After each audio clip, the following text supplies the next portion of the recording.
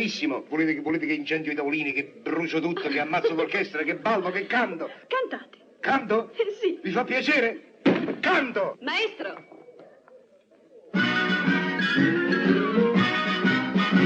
La incontrai per caso a Messina, proveniva da Canica T. Prese posto sulla littorina che partiva gremita quel dì. Al mio sguardo ben chiaro e palese non rispose né no e né sì. Allora io col mio nobile inglese sottovoce le dissi così: Miss, mia cara Miss, non vuoi palle se io divento per te. Miss, mia dolce Miss, scavami la fossa che moro per te.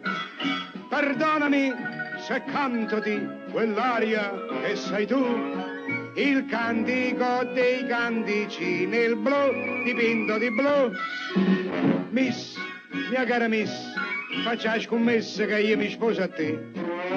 Miss, mia dolce Miss, io voglio il bis e tu lo sai di che.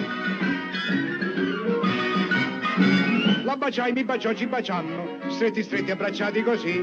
Per 1 ora e 3/4 filammo, ad un tratto sparò mezzodì. Poi mi scrive una lettera al mese e mi dice: mio caro Mimì, io rispondo al tuo nobile inglese, ma però non riesco a capire.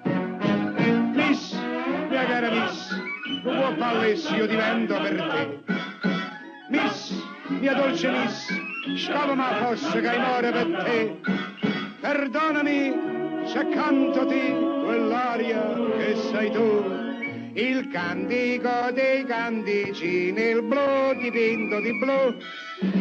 Miss, mia cara Miss, faccia scommessa che io mi sposo a te.